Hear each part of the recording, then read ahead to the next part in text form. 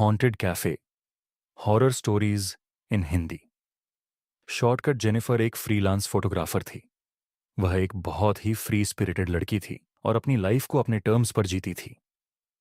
उसका बिंदास एटीट्यूड सभी को पसंद आता था। जो भी पैसे वह अपनी फोटोग्राफी से कमाती, वह पहाड़ों की नई नई जगहों को एक्सप्लोर करने में लगा देती थी। जेनिफर को सोलो ट्रैवलिंग यानी अकेले ट्रैवल करना बहुत पसंद था। इस बार भी वह अकेले ही एक बिल्कुल अनएक्सप्लोर्ड हिल स्टेशन पर आई थी। वह जगह एक गांव के पास थी।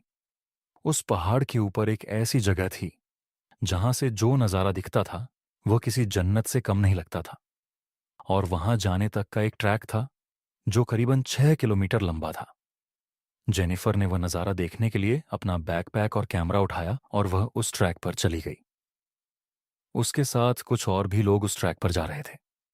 जेनिफर बस ऊपर के व्यू के बारे में सोचती हुई खुद को मोटिवेट करती ऊपर चढ़े जा रही थी। कुछ दूर चलते ही जेनिफर को पहाड़ के ऊपर जा रहा एक कच्चा रास्ता दिखा। जेनिफर ने ठीक से देखा तो वह कच्चा रास्ता ऊपर जाकर ट्रैक के रास्ते में मिल रहा था। जेनिफर को लगा वह एक शॉर्टकट है और जेनिफर को ट्रैकिंग का काफी एक्सपीरियंस था, तो उसने वह कच्चा रास्ता ले लिया। उस कच्चे रास्ते पर चलते हुए जेनिफर को करीबन आधा घंटा हो गया था। अब तक उसे पक्के रास्ते पर पहुंच जाना चाहिए था, पर वह तो पहाड़ के किसी घने जंगल में आ चुकी थी।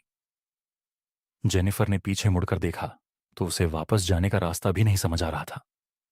वह रास्ता भटक चुकी थी। उसके फोन में नेटवर्क भी नहीं था। अब जेनिफर थोड़ा परेशान होने लगी थी। अपनी किस्मत को कोसती हुई जेनिफर सही रास्ता ढूंढने में जुट गई। भूख के मारे उसकी जान निकली जा रही थी कि तभी उसके सामने कुछ ऐसा आया जिसे देखकर उसे अपनी आंखों पर यकीन ही नहीं हो रहा था। उस वीराने के बीच एक बहुत ही सुंदर सा कैफे बना था। बाहर कैफे हिल रिट्रीट का बोर्ड लगा था और उसी कैफे से एक पक्की रोड भी जुड़ी हुई थी। जेनिफर की खुशी का ठिकाना नहीं रहा। वह बिना कुछ सोचे उस कैफे की तरफ दौड़ी और अंदर चली गई। कैफे जितना बाहर से सुंदर था, उसे कई ज्यादा अंदर से था। अंदर बहुत ही अच्छी डेकोरेशन थी और कुछ यंगस्टर्स वहां बैठकर हंस खेल रहे थे। वह कैफे परफेक्ट था। जेनिफर सब कुछ भूल गई थी। वह फटाफट से एक टेबल पर बैठ गई और एक वेटर तुरंत उसके पास आ गया। उस वेटर ने जैसे ही मेनू कार्ड टेबल पर रखा, जेनिफर की नजर उसके हाथ की कलाई पर गई। उसकी कलाई पर जलने का एक घाव था। जब तक जेनिफर उस घाव को ठीक से देख पाती, उस वेटर ने उस घाव को ढक लिया। जेनिफर को बहुत ज्यादा भूख लग रही थी और इसीलिए उसने जल्दी से अपने खाने का ऑर्डर दे दिया। ऑन ऑर्डर करने के कुछ ही समय में जेनिफर को लगा कि उसे थोड़ा फ्रेश हो जाना चाहिए, तो वह उठकर कैफे के वॉशरूम की तरफ जाने लगी। वॉशरूम के रास्ते में उन हंसते खेलते यंगस्टर्स का टेबल भी था। जेनिफर उनके पास से गुजर रही थी कि उसने देखा कि उनमें से एक लड़के के सिर पर एक घाव था और यह घाव ठीक उस वेटर के जैसा ही लग रहा था। ध्यान से देखने पर जेनिफर को पता चला कि वैसा ही एक घाव उस टेबल पर बैठे हर इंसान पर था। किसी के माथे पर था तो किसी के हाथों पर। जेनिफर उन घावों को देखने में इतनी गुम हो गई कि उसने रियल लाइफ में खेलते यंगस्टर्स को अब बिल्कुल शांत होते हुए देखा। वे जेनिफर को बहुत ही डरावने तरीके से घूर रहे थे। जेनिफर को लगा कि शायद उसके ऐसे घूरने से वह लोग नाराज हो गए हैं। वह सॉरी बोलकर वहां से सीधा वॉशरूम चली गई। वॉशरूम में टैप ऑन करके जेनिफर उन घावों के बारे में सोच रही थी। सोचते सोचते जब उसने अपना मुंह पानी से धोया और सर ऊपर उठाकर शीशे में देखा तो उसकी रूह कांप उठी। उस वॉशरूम के शीशे में उस वॉशरूम का पूरा एरिया झलकर काला हुआ दिखाई दे रहा था। अचानक उसे बहुत जोर जोर से लोगों की चीख की आवाज आने लगी। लेकिन यह सब कुछ कुछ ही सेकंड्स में बंद हो गया और जब तक जेनिफर कुछ समझ पाती, सब कुछ पहले जैसा हो गया था। जेनिफर को लगने लगा कि उस जगह में कुछ तो गड़बड़ है, पर उसे इतनी भूख लगी थी कि उसने सोचा कि वह जल्दी से जल्दी अपना पेट भरकर वहां से निकल जाएगी। जेनिफर सर झुकाकर अपनी टेबल पर पहुंची और अपने खाने का इंतजार करते हुए उसने एक सिगरेट लाइट की और उसे पीने लगी। जेनिफर ने सिगरेट का धुआं छोड़ते हुए देखा कि पूरे कैफे में सन्नाटा था और कैफे में मौजूद हर एक इंसान उसे ही घूर कर देख रहा था। उनकी आंखों में इतना गुस्सा था कि जेनिफर घबरा उठी। देखते ही देखते उन सब के चेहरे बदलने लगे और उनके शरीर बिल्कुल काले पड़ गए। वह वेटर जो जेनिफर से बहुत मुस्कुराकर बात कर रहा था, अब जेनिफर की तरफ गुस्से में तेजी से दौड़ता हुआ आ रहा था। जेनिफर ने सहम कर उस सिगरेट को अपने पानी के गिलास में डालकर बुझा दिया। जेनिफर को कुछ समझ नहीं आ रहा था और वह बहुत ज्यादा डर चुकी थी। इससे पहले वह कुछ कर पाती, उसने देखा कि वहां बैठे लोग जिनके शरीर काले पड़ रहे थे अब राक्षस की तरह टूट रहे हैं। यह देखकर जेनिफर के डर की मारे चीख निकल गई। वह अपना सामान उठाकर जैसे तैसे उस कैफे से बाहर भागी और जब उसने वहां से निकलकर पीछे मुड़कर देखा तो उसे वह खूबसूरत कैफे नहीं बल्कि एक पूरी तरह जली हुई पुरानी खंडहर दिखाई दी। जेनिफर बिना कुछ सोचे बस वहां से रोड पर भागती गई। रोड पर भागते हुए उसे एक गाड़ी दिखी और उस गाड़ी में उसी एरिया में रहने वाला कोई आदमी था। जेनिफर की ऐसी हालत देखकर उस गाड़ी वाले इंसान ने जेनिफर को अपनी गाड़ी में लिफ्ट दे दी। जेनिफर ने अपने साथ हुआ हादसा जैसे तैसे करके उस आदमी को समझाने की कोशिश की। जेनिफर को लगा था कि वह आदमी उसको पागल समझेगा, पर उस आदमी ने कुछ ऐसा कहा जो जेनिफर ने कभी सोचा भी नहीं था। उसने जेनिफर को बताया कि जिस जगह की वह बात कर रही थी वह 10 साल पहले एक कैफे हुआ करता था। एक बार एक कस्टमर उसी कैफे में सिगरेट पी रहा था और उसने सिगरेट को बिना बुझाए ही अपने टेबल के पास फेंक दिया था। उस कस्टमर की लापरवाही से उस कैफे के एक पर्दे में आग लग गई और इससे पहले कि कोई कुछ कर पाता उस पूरे कैफे में आग फैल गई और अंदर फंसे सभी लोग जलकर मर गए। जेनिफर यह सुनकर हक्की बक्की रह गई। अब उसे सब समझ आ रहा था, पर उसे विश्वास ही नहीं हो रहा था कि उस कैफे में मौजूद सभी लोग जिंदा नहीं बल्कि मरे हुए थे। उस आदमी की बात सुनकर जेनिफर सोच रही थी कि वह बाल बाल बच गई, लेकिन जेनिफर को यह नहीं पता था कि उसके बगल में बैठे इंसान की गर्दन पर भी वैसा ही घाव था। अगले दिन उस एरिया के अखबार में एक खबर आई जिसमें लिखा था कि एक लड़की की उसी मेन रोड पर एक्सीडेंट में मौत हो गई और उस लड़की का नाम जेनिफर था। 17 साल की समृद्धि ने छोटी उम्र में ही अपनी मां को खो दिया था। तब से उसके पापा गौतम ही उसकी पूरी जिंदगी थे। समृद्धि के पापा ने कभी भी उसे अपनी मम्मी की कमी महसूस होने नहीं दी, पर उनकी लाइफ में एक दिन ऐसा आया जिसने उनकी जिंदगी बदल दी। एक यूजुअल संडे का दिन था। समृद्धि के पापा कुर्सी पर बैठकर अखबार पढ़ रहे थे और समृद्धि अपने रूम में कथक डांस की प्रैक्टिस कर रही थी। तभी अचानक से घर की डोरबेल बजी। दरवाजा खोलने पर बाहर सूट पहने एक लॉयर खड़ा था। उसने बताया कि गौतम के चाचा का देहांत हो गया है और उन्होंने अपनी एक हवेली विरासत में गौतम को सौंपी है। गौतम को यह बात बहुत अजीब लगी क्योंकि उनकी अपने चाचा से बिल्कुल नहीं बनती और वह करीबन 15 सालों से उनसे नहीं मिले थे। पर जब उस लॉयर ने पूरा पेपर वर्क दिखाया तो गौतम को समझ आया कि यह सब सच था। समृद्धि और गौतम को अभी भी यकीन नहीं हो रहा था कि वह इतनी बड़ी हवेली के मालिक थे। हवेली को देखकर समृद्धि के पापा को समझ आ गया था कि वह अपनी फाइनेंशियल सिचुएशन में इतनी बड़ी हवेली में रहना अफोर्ड नहीं कर सकते थे, इसलिए उन्होंने उस हवेली को बेचने का डिसीजन लिया। पर समृद्धि की आंखों में एक अलग सी चमक थी। उसने अपने पिता से कहा कि वह हमेशा से एक बड़े से घर में रहना चाहती थी। गौतम ने समृद्धि की खुशी देखकर कुछ समय उस हवेली में रहने का डिसीजन लिया। वह हवेली जितनी बाहर से खूबसूरत थी उतनी ही अंदर से भी। समृद्धि की खुशी का ठिकाना नहीं था। वह पूरी हवेली में घूम घूम कर उसके सभी कमरे देख रही थी। तभी वह एक ऐसे कमरे के आगे पहुंची जिसका दरवाजा बंद था। उस बड़े से दरवाजे पर एक बड़ा सा ताला लगा था और उस ताले पर संस्कृत में कुछ लिखा हुआ था। समृद्धि ने उस ताले पर जैसे ही हाथ लगाया उसे मानो बहुत जोर का करंट लगा। इससे पहले कि समृद्धि कुछ समझ पाती उसके पापा ने उसे आवाज लगाई। समृद्धि वापस मुड़कर अपने पापा के पास जाने लगी, पर चलते चलते समृद्धि के कानों में एक आवाज आई। उसके कानों में एक औरत हंसते हुए उसे पुकार रही थी। समृद्धि अचानक से वह आवाज सुनकर पीछे मुड़ी, लेकिन तभी वह आवाज आनी बंद हो गई। समृद्धि ने इसे अपना वहम समझा और वह अपने पापा के पास चली गई। उस रात गौतम और समृद्धि अपने अपने कमरे में सो रहे थे, पर तभी गौतम की नींद एक आवाज से खुली। गौतम को पास के कमरे से घुंघरू की आवाज आई। गौतम ने सोचा कि शायद समृद्धि अपने रूम में डांस प्रैक्टिस कर रही होगी, इसलिए वह फिर से आंखें बंद करके सोने की कोशिश करने लगा। पर घुंघरू की आवाज धीरे धीरे तेज होने लगी। ऐसा लग रहा था कि जैसे घुंघरू पहनकर कोई गौतम के पास आ रहा हो। इससे पहले कि गौतम कुछ समझ पाता, घुंघरू पहने कदमों की आवाज उसके बेड के पास से आने लगी। गौतम तेजी से उठा तो उसने देखा कि कमरे के अंदर कोई भी नहीं था। अब गौतम को कुछ अजीब लगने लगा था। वह उठकर समृद्धि के कमरे की तरफ गया। समृद्धि के कमरे में पहुंचकर उसने देखा कि वह कमरे में थी ही नहीं। अब गौतम को टेंशन होने लगी थी। वह समृद्धि को आवाज देकर पुकारने लगा। उसने हवेली की लाइट जलाने की कोशिश की, पर कोई भी बटन काम ही नहीं कर रहा था। गौतम ने कमरे के बाहर पड़े एक लैंप को उठाया और उसे जलाकर हवेली में समृद्धि को ढूंढने लगा। घूमते घूमते गौतम को फिर से घुंघरू पहने किसी के चलने की आवाज आई। गौतम उसी आवाज का पीछा करने लगा। गौतम जितना उस आवाज के करीब जाता, वह आवाज उससे उतनी ही दूर जा रही थी।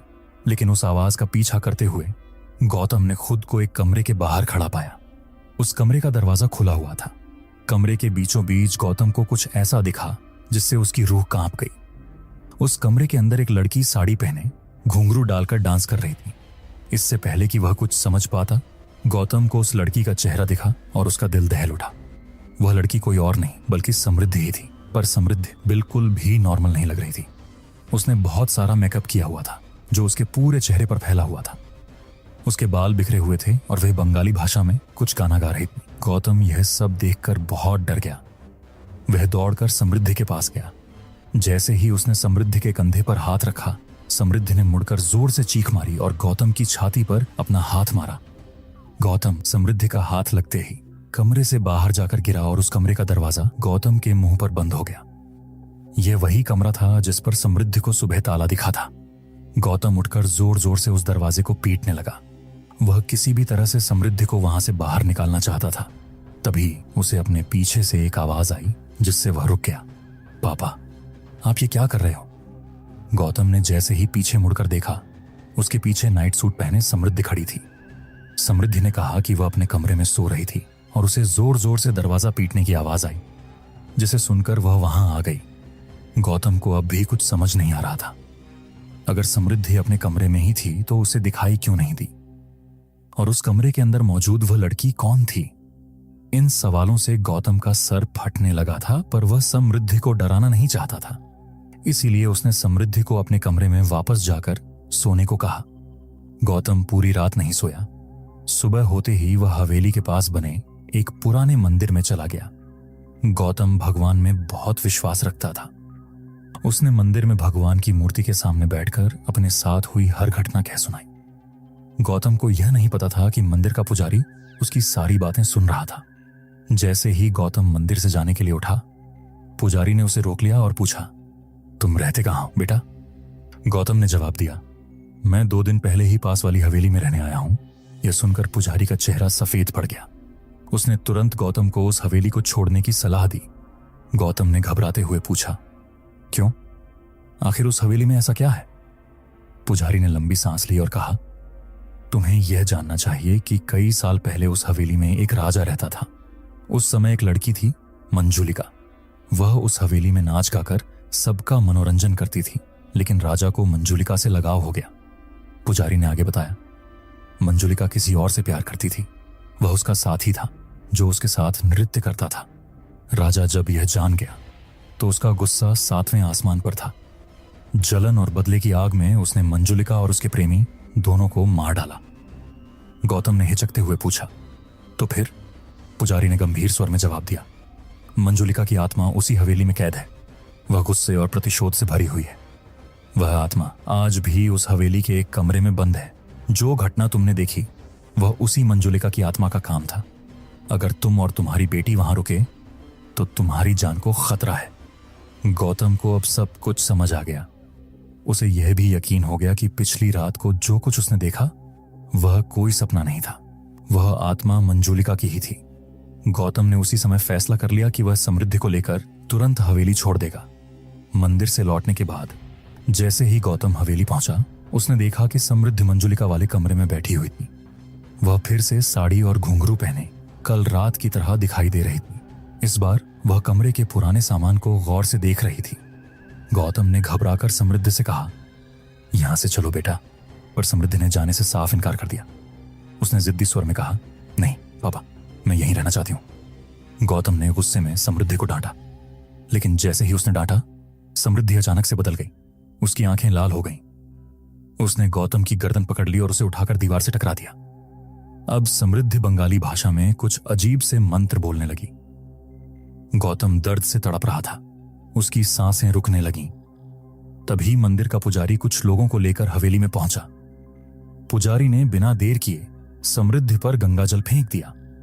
गंगाजल के गिरते ही समृद्धि ने गौतम को छोड़ दिया और वह जोर से चीखते हुए वहीं बेहोश होकर गिर पड़ी। पुजारी ने उस कमरे में पूजा की और उसे फिर से ताले से बंद कर दिया। गौतम ने उस पल फैसला किया कि वह उस हवेली में एक पल भी नहीं रुकेगा। उसने समृद्धि को उठाया और पुजारी के साथ हवेली से हमेशा के लिए निकल गया।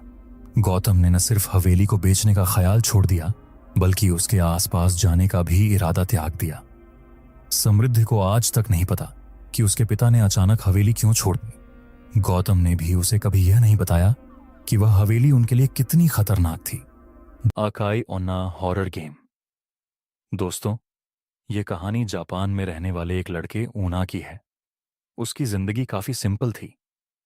दिन में कॉलेज की क्लासेस होती थीं, शाम लाइब्रेरी में बैठकर असाइनमेंट सॉल्व करते हुए निकल जाती थी और रात कंप्यूटर गेमिंग में गुजरती थी। पर 21 अक्टूबर की रात उसकी जिंदगी बिल्कुल बदल गई। ऊना की अक्सर कॉलेज से सीधा लाइब्रेरी जाकर पढ़ाई करता था। उस दिन ऊना काफी थका हुआ था, इसलिए उसकी आंख लाइब्रेरी में ही लग गई। और जब आंख खुली तो उसने देखा कि घड़ी में रात के 12:30 हो रहे हैं। ऊना की कभी भी इतनी देर रात अपने घर से बाहर नहीं रहता था। उसने फटाफट अपने सामान को पैक किया और अपने घर की ओर निकल पड़ा। ऊना का घर लाइब्रेरी से करीब 20 मिनट दूर था, पर उसके घर जाने के लिए एक शॉर्टकट रास्ता भी था, जिससे वह बस 10 मिनट में पहुंच जाता था। लेकिन उसे सब लोग उस शॉर्टकट को लेने से अक्सर मना किया करते थे। उस शॉर्टकट वाले रास्ते पर कोई भी लैंप या रोशनी नहीं थी। उस रास्ते पर बिल्कुल अंधेरा रहता था और लोग कहते थे कि उस अंधेरे में अकाई ओना रहती है। अकाई ओना जापान का एक मिस्टीरियस हॉरर लेजेंड था। कहते हैं कि बहुत से लोगों को रात के अंधेरे में एक लाल रंग की ड्रेस में लड़की दिखाई देती है, और उस लड़की के चेहरे को अगर कोई देख लेता है तो वह लड़की उसके पीछे एक साया की तरह फंस जाती है। कई लोग या तो गायब हो गए या मरे हुए पाए गए। पर ऊना की अकाई ओना को बस एक हॉरर लेजेंड मानता था। और तो और, वह पहले भी कई बार उस शॉर्टकट से घर गया था और उसे कभी ऐसा कुछ नहीं मिला। पर यह पहली बार था जब इतनी रात हो चुकी थी। ऊनाकी को बहुत तेज नींद आ रही थी और वह बिना कुछ सोचे उसी शॉर्टकट वाले रास्ते पर चल पड़ा। शुरुआत में ऊना को उस रास्ते पर कुछ भी दिखाई नहीं दे रहा था, पर धीरे धीरे हल्की आसमान की रोशनी में उसे थोड़ा बहुत रास्ता दिखाई देने लगा। कुछ दूर चलते ही अचानक ऊनाकी को दीवार के पास एक औरत खड़ी दिखाई दी। उस औरत ने लाल रंग की ड्रेस पहनी हुई थी। ऊनाकी को अचानक से घबराहट होने लगी। वह उस औरत का चेहरा देख नहीं पा रहा था और वह बस चुपचाप एक जगह खड़ी थी। ऊनाकी को बहुत अजीब लगा कि इतनी रात में यह औरत क्यों दीवार के पास खड़ी है, और तो और उसने एक लाल रंग की ड्रेस पहनी हुई थी। उसे एक पल के लिए लगने लगा कि अकाई ओना का लेजेंड कहीं सच तो नहीं। फिर भी ऊनाकी बिना कुछ बोले अपना सिर झुकाए आगे चलता रहा। लेकिन जैसे ही ऊनाकी उस औरत के पास से गुजरा, उससे रहा नहीं गया और उसने नजर उठाकर उस औरत के चेहरे को देख लिया और उसके होश उड़ गए। उस औरत का चेहरा भयानक था, इतना सफेद कि ऐसा लग रहा था कि वहां पर किसी औरत की लाश खड़ी हुई है। इतना अजीब चेहरा ऊनाकी ने आज तक नहीं देखा था। ऊनाकी उस औरत को देखकर बहुत डर गया और वहां से जल्दी से भाग गया। जैसे तैसे वह अपने घर पहुंचा। ऊनाकी ने जो देखा वह उसे भूल नहीं पा रहा था। उस औरत का चेहरा मानो उसके दिमाग के अंदर छप गया था। अगले दिन ऊनाकी अपनी उसी रूटीन के साथ जिंदगी जीने लगा, पर अब शाम होते ही उसके साथ कुछ अजीब होने लगा था। उसे ऐसा महसूस होता कि जैसे उसके आसपास कोई मौजूद है जो उस पर नजर गड़ाए बैठा हुआ है। ऐसी ही एक रात ऊनाकी अपने बिस्तर पर चादर ओढ़कर सो रहा था। तभी उसे ऐसा लगा कि जैसे किसी ने उसकी चादर को नीचे की तरफ से खींचा। ऊनाकी की नींद खुल गई। उसने सहमी नजरों से इधर उधर देखा तो उसे कुछ नहीं दिखा, पर तभी उसकी आंखों के सामने एक लाल परछाई तेजी से कमरे की खिड़की के बाहर चली गई। ऊनाकी को अपनी आंखों पर विश्वास नहीं हो रहा था। उसे लग रहा था कि वह पागल होता जा रहा है। उसने खुद को समझाया कि यह सब उसका वहम था और जबरदस्ती अपनी आंखें बंद करके छत की तरफ मुंह करके सो गया। कुछ देर तक सोने की कोशिश करने के बाद उनाकी ने बेचैनी में अपनी आंख खोली और फिर जो उसे दिखा वह इस दुनिया के ही परे था। उसके कमरे की छत पर बिस्तर के ठीक ऊपर वही लाल ड्रेस वाली लड़की दीवार से चिपकी हुई उसे घूर रही थी। उनाकी जोर से चीखा और वहीं उसकी नींद खुल गई। उनाकी को अब समझ आया कि वह असल में यह सब एक सपने में देख रहा था। उसका गला बुरी तरह सूख गया और पूरा शरीर पसीने पसीने में भीगा था। तभी वह उठकर पानी पीने लगा। पानी पीते हुए उनाकी की नजर अपने कमरे की खिड़की पर गई और उसके हाथ से पानी का गिलास छूट गया। खिड़की के ठीक बाहर वही लाल ड्रेस वाली औरत खड़ी थी और वह अपने उसी भयानक चेहरे से उनाकी को घूर रही थी। लेकिन उनाकी ने जैसे ही लाइट्स ऑन की तो उसने देखा कि खिड़की पर कोई नहीं था। दिन ब दिन ये सब इंसिडेंट्स बढ़ते जा रहे थे। उसे हर जगह अकाई ओना दिखने लगी थी। उनाकी ने अपने कुछ दोस्तों से भी इस बारे में बात की, पर किसी ने भी उसकी बातों पर विश्वास नहीं किया। उसके दिमाग में यही चल रहा था कि कहीं वह अब गायब तो नहीं हो जाएगा। उनाकी का डर बढ़ता ही जा रहा था। उसने डिसाइड किया कि वह पुलिस स्टेशन जाकर वहां से मदद मांगेगा, पर तभी उसे अपने घर के मेन गेट खुलने की आवाज आई। उनाकी हिम्मत करके बाहर देखने गया तो उसने देखा कि उसके घर का दरवाजा पूरा खुला हुआ था और बाहर से तेज हवाएं अंदर आ रही थीं। उनाकी ने अपने एक दोस्त को सब कुछ बताने के लिए फोन मिलाया। वह बस अपने साथ हुए इंसिडेंट्स के बारे में बोलता चला गया। तभी बात करते करते वह एकदम से रुक गया, क्योंकि उसे अपनी गर्दन के ऊपर किसी की सांसें महसूस हुईं। उनाकी समझ गया कि उसके पीछे कोई खड़ा था। एकदम से उसे एक हाथ अपनी गर्दन पर आता हुआ महसूस हुआ। जब उनाकी ने शीशे में देखा तो वह कांप उठा। अकाई ओना उसके ठीक पीछे खड़ी थी। उनाकी ने घबराते हुए अपने दोस्त से फोन पर कहा, अकाई ओना, वो मुझे लेने आई है। वो वो मुझे लेने आ गई है। कुछ ही देर बाद उनाकी का दोस्त उसके घर पहुंचा। उनाकी का पूरा घर तहस नहस हो चुका था। ऐसा लग रहा था कि जैसे घर के अंदर कोई तूफान आया हो। उसके दोस्त ने पूरा घर ढूंढा, पर उनाकी कहीं भी नहीं था। उनाकी अपने ही घर से गायब था और उस दिन के बाद वह कभी किसी को नहीं मिला। आज तक कोई नहीं जानता कि उनाकी के साथ आखिर हुआ क्या था। कौन है अकाई ओना और क्यों वह जापान में लोगों को गायब कर रही है? इन सभी सवालों के जवाब तो हमारे पास नहीं है, पर हम सिर्फ इतना जानते हैं, अगर आपको कभी कोई ऐसी औरत किसी अंधेरी गली में खड़ी दिखाई दे तो वहां से वापस मुड़ जाना ही बेहतर है। School horror story 8th class में पढ़ रहे रिजुल की है। वैसे उसे पढ़ने लिखने का ज्यादा शौक नहीं था, पर रोज एक पीरियड को वह बहुत ही शिद्दत से अटेंड करता था। वेंकट सर का पीरियड। वेंकट सर रिजुअल की क्लास को मैथ्स पढ़ाते थे और रिजुअल के सबसे फेवरेट टीचर भी थे। रिजुअल उनकी हर क्लास फर्स्ट बेंच पर बैठकर अटेंड करता था। वेंकट सर की खास बात यह थी कि एक अच्छे टीचर होने के साथ साथ वह बहुत पंक्चुअल भी थे। वह क्लास में कभी भी लेट नहीं आते थे। पर उस दिन कुछ अलग था। पीरियड शुरू हुए 10 मिनट हो चुके थे, पर वेंकट सर अब तक क्लास में नहीं आए थे। सभी बच्चे क्लास में शोर मचाने लगे, पर रिजुअल फ्रंट सीट पर बैठ बस क्लास के दरवाजे की तरफ देखे जा रहा था। तभी उसने देखा कि क्लास के दरवाजे से टेढ़ा होकर कोई क्लास के अंदर झांक रहा था, और जैसे ही रिजुअल की नजर उस आदमी से मिली, वह दरवाजे से हटकर कॉरिडोर की तरफ चल दिया। रिजुअल कोई वह इंसान पूरी तरह से तो नहीं दिखा, पर उसे वह कुछ जाना पहचाना सा लग रहा था। इसलिए रिजुअल अपनी डेस्क से उतरकर उस आदमी के पीछे क्लास से बाहर चला गया। बाहर निकलते ही रिजुअल ने देखा कि वह कोई और नहीं बल्कि वेंकट सर ही थे, और अब वह कॉरिडोर में चलते हुए उसके क्लासरूम के पोर्ट डायरेक्शन में जा रहे थे। रिजुअल को यह बात समझ नहीं आई। रिजुअल ने उन्हें बुलाने की कोशिश भी की, पर ऐसा लग रहा था कि जैसे उन तक रिजुअल की आवाज ही नहीं पहुंच रही थी। तभी वह रिजुअल के सामने एक दूसरे क्लासरूम के अंदर घुसे। रिजुअल दौड़कर उनके पीछे गया। वह क्लासरूम में आ गया, पर अंदर घुसते ही वह बहुत हैरान हो गया। जिस क्लास में उसके सामने सर घुसे थे, वह क्लास बिल्कुल खाली थी। रिजुअल को कुछ समझ नहीं आ रहा था। तभी उसे कॉरिडोर में किसी के चलने की आवाज आई। उसने बाहर निकलकर देखा तो कॉरिडोर में कोई और नहीं बल्कि वेंकट सर ही चल रहे थे। रिजुअल अब भी उन्हें आवाज लगाता हुआ उनके पीछे भागा, पर वेंकट सर मानो अब भी रिजुअल की आवाज को सुनकर अनसुना कर रहे थे। रिजुअल तेजी से उनके पीछे गया। तभी वेंकट सर कॉरिडोर के आखिर में लगी एक खिड़की के पास खड़े हो गए। रिजुअल उनके पास जाने लगा तो उसकी नजर जमीन पर गई। खिड़की से बहुत तेज धूप आ रही थी, जिसकी वजह से जमीन पर रिजुअल की ओर खिड़की की भी परछाई बन रही थी, पर वहां वेंकट सर की कोई भी परछाई नहीं थी।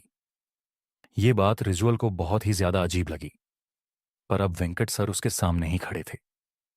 वह उनके पास गया और उनसे कहने लगा, सर, हमारी क्लास में आपका पीरियड है, आप क्लास लेने क्यों नहीं आए? रिजुअल के बात बोलते ही कॉरिडोर में एक अजीब सा सन्नाटा छा गया। खिड़की से आ रही तेज धूप की रोशनी मानो अचानक गायब हो गई और पूरे कॉरिडोर में अंधेरा छा गया। ऐसा लग रहा था कि शायद कोई बहुत बड़ा तूफान आने वाला था। रिजुअल अब थोड़ा घबराने लगा, लेकिन उसने वेंकट सर से फिर से पूछा, सर, क्या हुआ? आप कुछ बोल क्यों नहीं रहे? तभी वेंकट सर पीछे मुड़े और उन्हें देखते ही रिजुअल की धड़कनें थम सी गईं। वेंकट सर का पूरा शरीर सफेद पड़ा था। उनके चेहरे का मांस उनके चेहरे से नीचे लटक रहा था और वह बहुत ही ज्यादा भयानक लग रहे थे।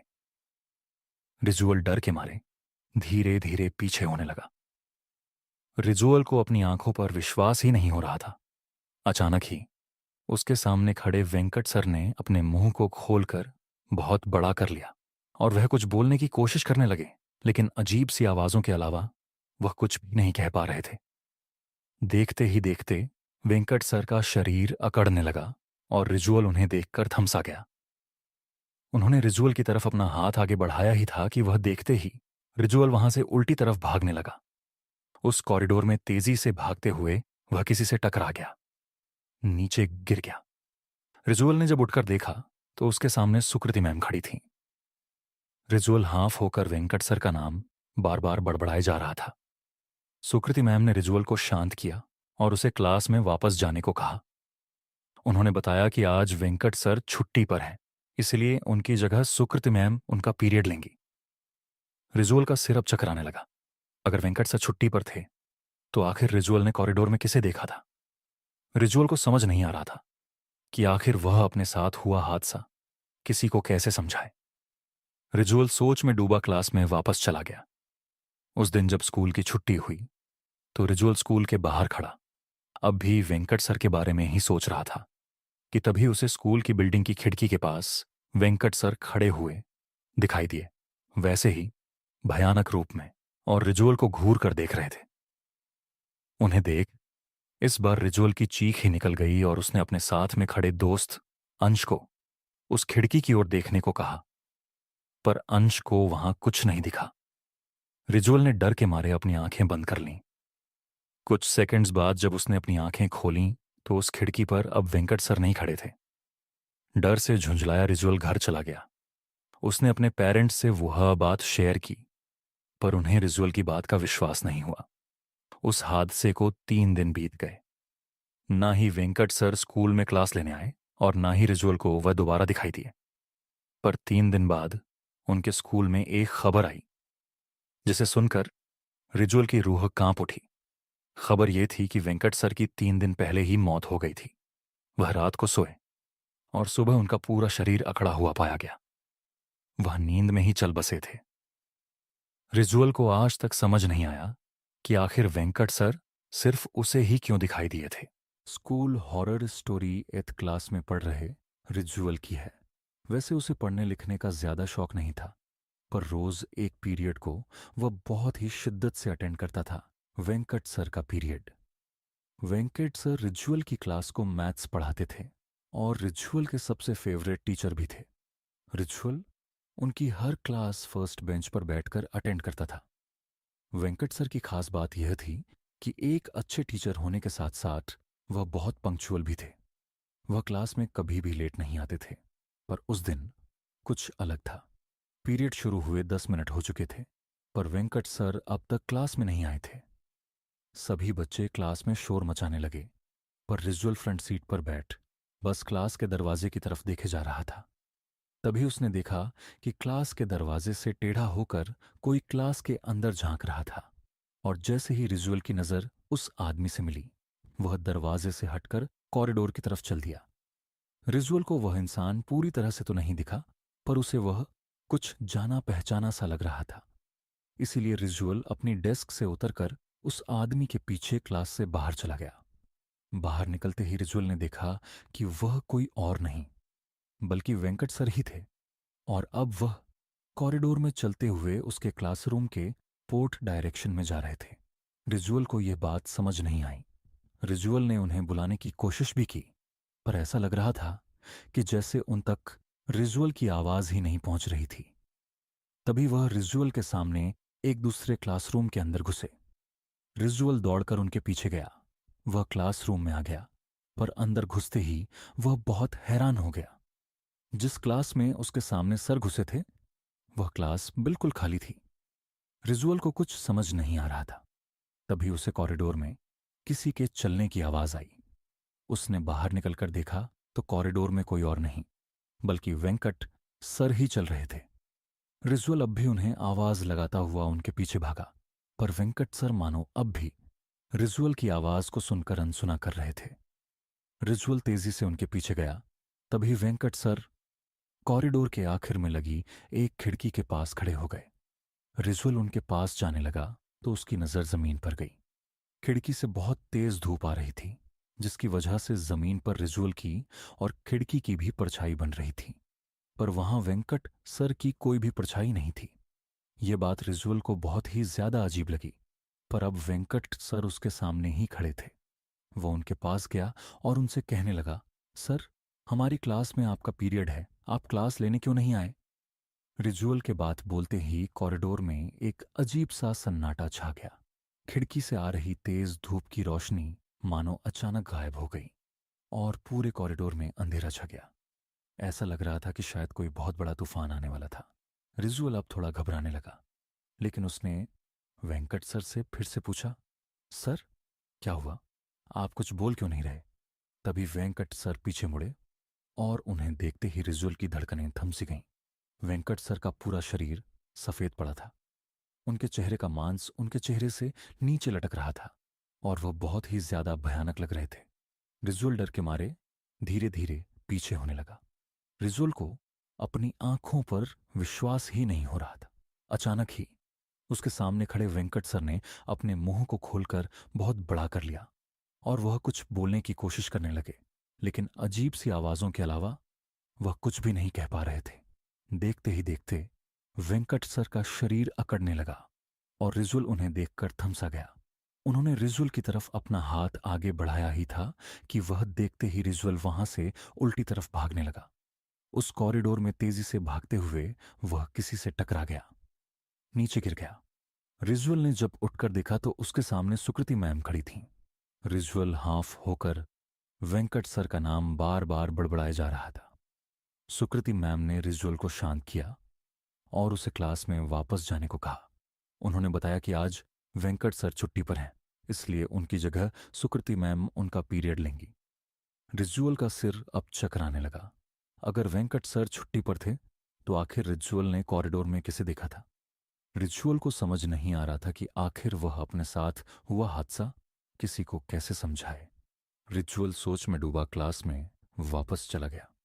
उस दिन जब स्कूल की छुट्टी हुई तो रिजुअल स्कूल के बाहर खड़ा अब भी वेंकट सर के बारे में ही सोच रहा था कि तभी उसे स्कूल की बिल्डिंग की खिड़की के पास वेंकट सर खड़े हुए दिखाई दिए, वैसे ही भयानक रूप में, और रिजुअल को घूर कर देख रहे थे।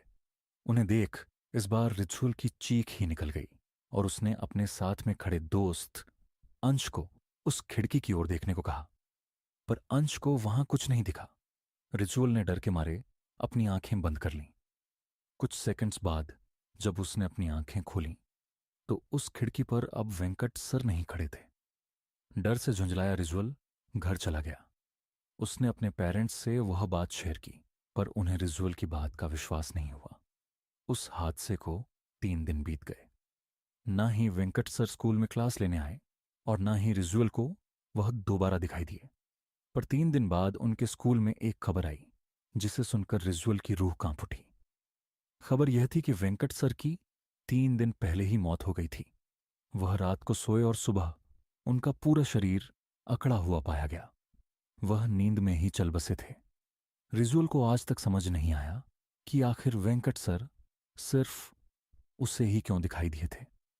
मुझे पता है कि आपको ऑलरेडी वन विन के crazy lucky drive give Awez के बारे में पता है।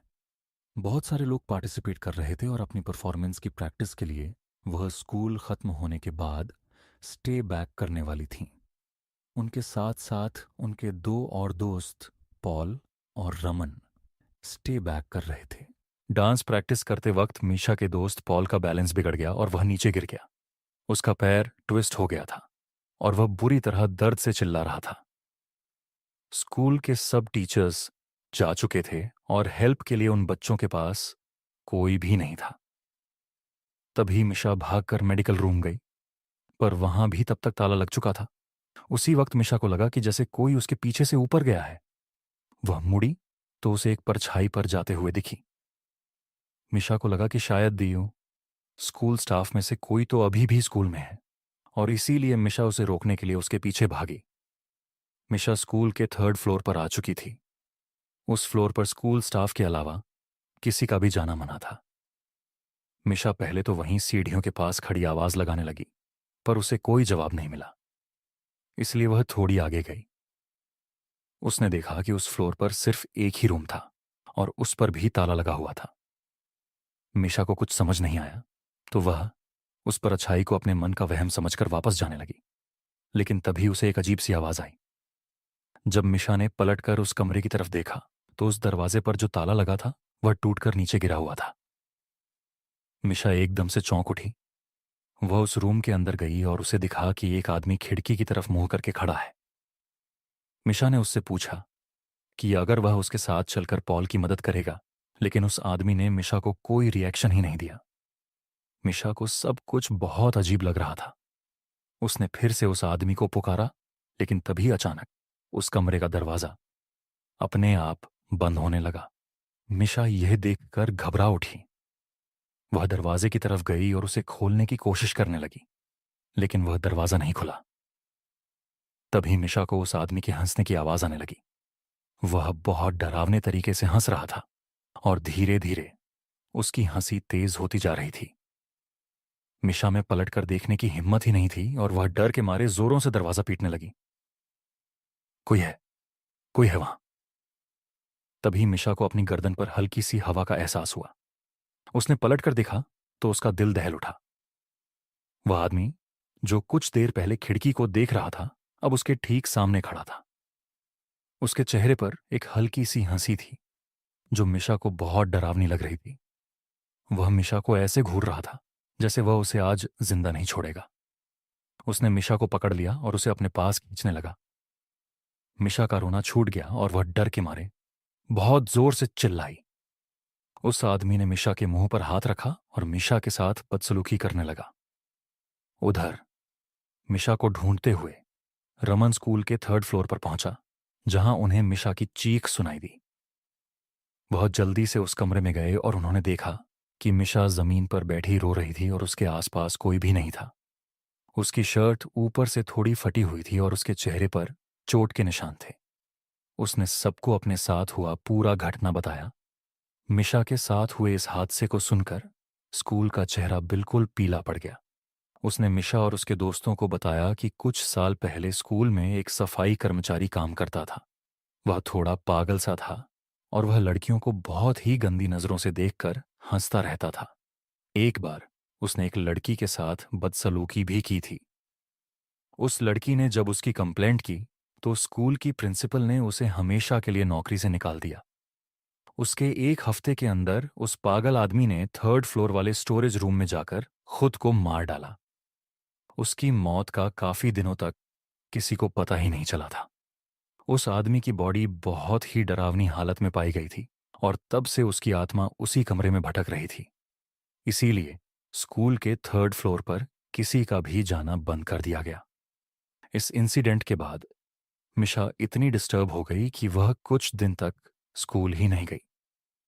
बल्कि कुछ ही महीनों में उसने एक नए स्कूल में एडमिशन भी ले लिया। लेकिन वह कभी भी उस भयानक आदमी और उसकी डरावनी हंसी को नहीं भूल पाएगी। ये कहानी उस समय की है जब जोनाथन एक बोर्डिंग स्कूल में पढ़ा करता था।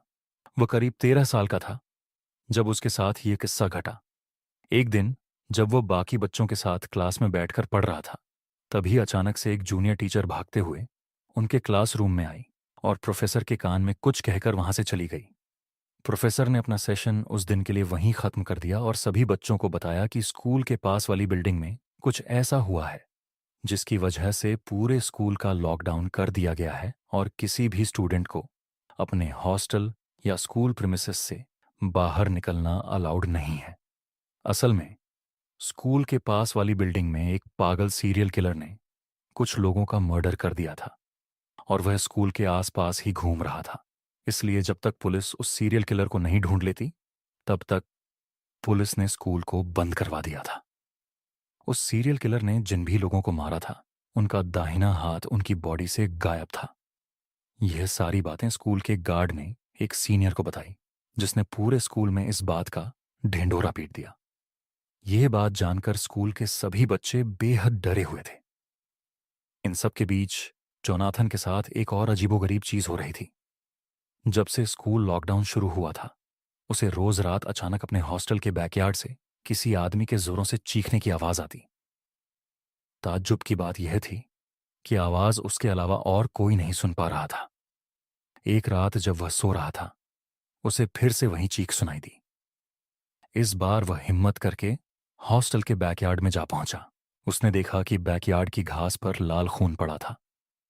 उसने उस खून को फॉलो किया तो उसे दिखा कि पीछे गार्ड के क्वार्टर के पास एक बड़ी सी बोरी पड़ी थी, जिसमें से खून की बूंदें टपक रही थीं।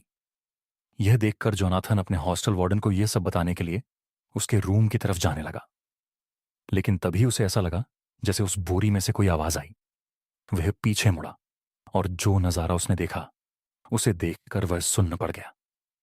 उस बोरी में से एक कटा हुआ हाथ निकलकर जमीन में रेंगता हुआ उसके पास आ रहा था। 13 साल का जोनाथन यह देखकर बेहद घबरा गया और चीखते हुए वहां से भागा। कुछ ही देर में उसे ऐसा लगा कि जैसे वह बोरी उन सभी कटा हुए हाथों से भरी है जिन्हें उस सीरियल किलर ने मारा था, और सभी हाथ रेंगते हुए उसके पीछे आ रहे हैं। जोनाथन जोर जोर से मदद के लिए चीखने लगा। उसकी चीख सुनकर हॉस्टल वार्डन और बाकी लोग भी उठ गए। वह बोरी देखकर स्कूल प्रिंसिपल ने तुरंत पुलिस को फोन किया और उन्हें बुला लिया। स्कूल टीचर्स ने सभी बच्चों को एक हॉल में ले जाकर अंदर से लॉक कर दिया। जोनाथन अब भी जोर जोर से रो रहा था। कुछ ही देर में पुलिस वहां पहुंच गई और उन्होंने उस सीरियल किलर को ढूंढ निकाला, जो स्कूल में ही एक क्लासरूम में छुपा हुआ था। जोनाथन ने उस रात जो महसूस किया, वह सच था या नहीं यह तो नहीं कह सकते, लेकिन वह बोरी सच में उन्हीं सब लोगों के कटे हुए हाथों से भरी थी जिन्हें उस सीरियल किलर ने मारा था। उस दिन के बाद से स्कूल का रूटीन तो नॉर्मल हो गया, लेकिन जोनाथन को आज भी वह खौफनाक सपना आता है जहां एक कटा हुआ हाथ रेंगते हुए उसके पास आ रहा है। बचपन में गर्मी की छुट्टियां हम सभी की फेवरेट हुआ करती थीं, और उन छुट्टियों में समर कैंप तो हम सब कभी ना कभी गए ही होंगे। पर क्या हो अगर यही समर कैंप आपकी जिंदगी की सबसे ज्यादा खौफनाक याद बन जाए? ये घटना जॉर्ज के साथ 2010 में हुई थी, जब वह 14 साल का था और वह अपने शहर से दूर पहाड़ों में एक समर कैंप के लिए गया था। समर कैंप की कैंप साइट उसके नाना नानी के घर के काफी पास थी, इसलिए वह कैंप शुरू होने से पहले कुछ दिन के लिए वहीं चला गया। उसके नाना ने कैंप के ऑर्गेनाइजर से बात कर ली थी कि वह जॉर्ज को बीच रास्ते से ही पिक कर लें। कैंप ऑर्गेनाइजर ने जॉर्ज के नाना को एक स्पॉट बता दिया जहां से वह लोग जॉर्ज को पिकअप करने वाले थे। जॉर्ज और उसके नाना उस लोकेशन पर पहुंचे, लेकिन वहां कोई बस नहीं थी। उन्होंने कैंप ऑर्गेनाइजर को कॉल किया और उसका phone out of network area था। उन्होंने काफ़ी देर इंतज़ार भी किया, पर वहां कोई नहीं आया। इसके बाद जॉर्ज के नाना ने डिसाइड किया कि वह उसे खुद कैंप साइट तक छोड़कर आएंगे।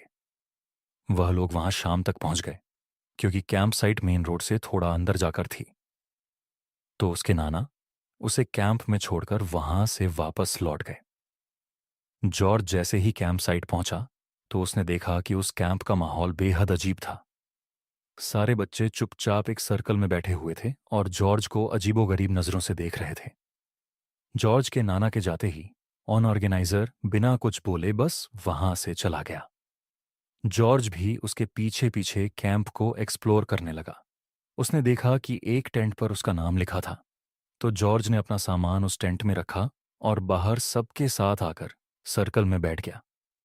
उसके बैठते ही सभी बच्चे फिर से उसकी तरफ एक अजीब नजर से देखने लगे। जॉर्ज ने एक दो बच्चों से बात करने की कोशिश भी की, मगर कोई कुछ बोल ही नहीं रहा था। सब बस उसे घूर घूर कर देखे जा रहे थे। तभी सर्कल में बैठा एक बच्चा उठा। उसने जमीन पर पड़ा एक बड़ा सा पत्थर उठाया और गुस्से से जॉर्ज की तरफ बढ़ने लगा। उसे देखकर आसपास बैठे बच्चे भी उठे और जॉर्ज की तरफ आने लगे। सबके चेहरों पर बेहद गुस्सा था। जॉर्ज यह देखकर बहुत डर गया। वह बार बार कैंप के ऑर्गेनाइजर को लगाने लगा। जब इतनी बार बुलाने पर भी ऑर्गेनाइजर नहीं आया, तब जॉर्ज वहां से तुरंत उठा और भागकर अपने टेंट में छुप गया। अचानक ही जॉर्ज के टेंट के बाहर बिल्कुल शांति छा गई, जैसे कि वहां कोई हो ही ना। अचानक से शाम पूरी तरह ढल गई और रात के अंधेरे ने उस कैंप साइट को चारों तरफ से घेर लिया। तभी जॉर्ज को दिखा कि कुछ ही दूरी पर एक लड़की जमीन खोद रही थी। जॉर्ज हिम्मत करके उसके पास गया। जॉर्ज ने उससे बात करने की कोशिश की, लेकिन वो लड़की बस पागलों की तरह जमीन खोदे जा रही थी। जॉर्ज ने उससे फिर पूछा कि वह कौन है और क्या कर रही है, तो उस लड़की ने जॉर्ज की तरफ गुस्से से देखा और कहा कि वो जॉर्ज की कब्र खोद रही है। ये सुनकर जॉर्ज घबरा उठा और जल्दी उस लड़की से दूर भाग गया। जॉर्ज को कुछ समझ नहीं आ रहा था कि उस कैंप में आखिर हो क्या रहा है। उसने सोचा कि वह कॉल करके अपने नाना को वापस बुला लेगा और उनके साथ वापस घर चला जाएगा। फोन कॉल करने के लिए वह कैंप ऑर्गेनाइजर के टेंट गया। उसने जैसे ही उस टेंट में झांका तो वहां कोई नहीं था, लेकिन अचानक किसी ने जॉर्ज को पीछे से धक्का दिया और वह टेंट के अंदर जाकर गिर पड़ा। जब जॉर्ज ने मुड़कर देखा तो उसके होश उड़ गए। उसके सामने वही टेंट का ऑर्गेनाइजर, उनका हुलिया बहुत ही ज्यादा डरावना लग रहा था। किसी का शरीर जला हुआ था तो किसी की हड्डियां टूटी हुई थी। उन सब ने हाथ में कोई ना कोई औजार पकड़ा हुआ था और वो ऑर्गेनाइजर हाथ में हथौड़ा लिए जॉर्ज की तरफ बढ़ रहा था। जॉर्ज जोर जोर से चिल्लाते हुए मदद मांग रहा था। उसने अपने हाथों से अपनी आंखें बंद कर लीं। तभी किसी ने उसके हाथ पकड़े और उसे आवाज लगाने लगा। जॉर्ज ने जब आंखें खोली तो उसने देखा कि उसके सामने उसके नाना बैठे थे। उसके नाना ने बिना कुछ बोले जॉर्ज का हाथ पकड़ा और उसको वहां से सीधा अपनी कार में ले गए। जॉर्ज अभी भी बहुत डरा हुआ था और उसकी आंखों से आंसू बहे जा रहे थे। कैंप साइट से बाहर जाते जाते जत्था और उसके साथ कैंप के 24 बच्चे खड़े थे। उनका हुलिया बहुत ही ज्यादा डरावना लग रहा था। किसी का शरीर जला हुआ था तो किसी की हड्डियां टूटी हुई थीं। उन सब ने हाथ में कोई ना कोई औजार पकड़ा हुआ था और वो ऑर्गेनाइजर हाथ में हथौड़ा लिए जॉर्ज की तरफ बढ़ रहा था। जॉर्ज जोर जोर से चिल्लाते हुए मदद मांग रहा था। उसने अपने हाथों से अपनी आंखें बंद कर लीं। तभी किसी ने उसके हाथ पकड़े और उसे आवाज लगाने लगा। जॉर्ज ने जब आंखें खोली तो उसने देखा कि उसके सामने उसके नाना बैठे थे। उसके नाना ने बिना कुछ बोले जॉर्ज का हाथ पकड़ा और उसको वहां से सीधा अपनी कार में ले गए। जॉर्ज अभी भी बहुत डरा हुआ था और उसकी आंखों से आंसू बहे जा रहे थे। कैंप साइट से बाहर जाते जाते जॉर्ज और उसके नाना को ढेर सारे लोगों की चिल्लाने और रोने की आवाज सुनाई दे रही थी। जॉर्ज काफी देर तक एकदम शांत बैठा रहा और उसने अपने नाना से बिल्कुल बात नहीं की। उसके नाना ने उस कैंप साइट से करीब 70 से 80 किलोमीटर दूर जाकर गाड़ी रोकी। जॉर्ज के नाना ने जैसे ही उससे उसका हाल पूछा तो वह जोरों से रोने लगा और उसने अपने नाना को सब बताया, वह सब जो उसके साथ उस कैंप साइट पर हुआ था। उसके नाना ने उसे शांत किया और जॉर्ज को गले लगाकर उसे एक ऐसी बात बताई जिसे सुनकर जॉर्ज का दिल दहल गया। जॉर्ज के नाना ने उसे बताया कि जब वे वापस लौट रहे थे तो उनका phone out on off network हो गया था। जब कुछ दूर जाकर उनका फोन नेटवर्क में आया तो उन्हें एक फोन आया। वो फोन समर कैंप की टीम से था। उन्होंने उसके नाना से कहा कि वे बहुत देर से उनका फोन मिलाने की कोशिश कर रहे हैं। उन्होंने जॉर्ज के नाना को बताया कि जिस बस में सब बच्चे और कैंप ऑर्गेनाइजर थे उसका रास्ते में ही एक्सीडेंट हो गया था और उस एक्सीडेंट में कैंप ऑर्गेनाइजर के साथ साथ बस में मौजूद सारे बच्चे भी मारे गए। उस फोन कॉल के तुरंत बाद जॉर्ज के नाना जी फौरन ही जॉर्ज को उस कैंप से वापस लेने आ गए। जॉर्ज और उसके नाना जी काफी देर तक एक दूसरे को गले लगाए रहे। उस दिन जॉर्ज 2 बार मौत के मुंह से बचा, लेकिन उसके साथ जो भी हुआ उसके बाद से कभी भी वह किसी कैंप में नहीं गया और न ही कभी वह उस भूतिया कैंप को भुला पाया है। बोर्डिंग स्कूल अपने घर से दूर एक ऐसी जगह है जहां शायद कोई भी आपका अपना नहीं होता। इसी बीच अगर आपके साथ कोई अनहोनी हो जाए तो आप कहाँ जाएंगे? स्कूल्स में आत्मा और पैरानॉर्मल एक्टिविटीज के होने की ऐसी कई घटनाएं हैं जो आपके होश उड़ा देंगी। और हमारी आज की कहानी भी शिमला के एक बोर्डिंग स्कूल में हुई एक ऐसी ही सच्ची घटना पर बेस्ड है। मुंबई में रहने वाले सिड और नेहा की शादी को 2 साल होने वाले थे। वह पहली बार तब मिले थे जब वह दोनों क्लास 11वीं में थे और शिमला के एक बोर्डिंग स्कूल में पढ़ रहे थे। दोनों को तभी एक दूसरे से प्यार हो गया और तभी से वह दोनों एक साथ थे। अब करीब 10 साल बाद वह अपनी एलुमिना मीट यानी अपने स्कूल रियूनियन के लिए वापस अपने पुराने बोर्डिंग स्कूल जा रहे थे। लेकिन उन्हें नहीं पता था कि इस बार कौन सा बुरा साया उनका इंतजार कर रहा है। स्कूल पहुंचते ही सिड और नेहा का स्वागत स्कूल के सीनियर्स ने किया और उन्हें ग्रीट करके वे उन्हें ऑडिटोरियम तक ले गए, जहां प्रिंसिपल ने सभी एलुमनाई का वेलकम किया और पार्टी शुरू करने का ऑर्डर दिया। सिड और नेहा को पार्टी में बहुत मजा आ रहा था। उन्होंने खूब डांस किया और ढेर सारी पिक्चर्स क्लिक की। नेहा डांस करते करते थोड़ी थक गई तो इसीलिए वह साइड में आकर एक चेयर पर बैठ गई और सभी को एंजॉय करते हुए देखने लगी। तभी उसकी नजर भीड़ के पीछे खड़े एक लड़के पर गई जो कि उसी को देख रहा था। उस लड़के का हुलिया काफी अजीब था। उसकी आंखों के नीचे काले धब्बे थे, स्किन पीली पड़ी हुई थी और चेहरे पर अजीब सी उदासी थी। नेहा को उस बच्चे की शक्ल कुछ जानी पहचानी लग रही थी, मगर उसे ठीक से याद नहीं आ रहा था कि आखिर उसने उस बच्चे को कहाँ देखा था।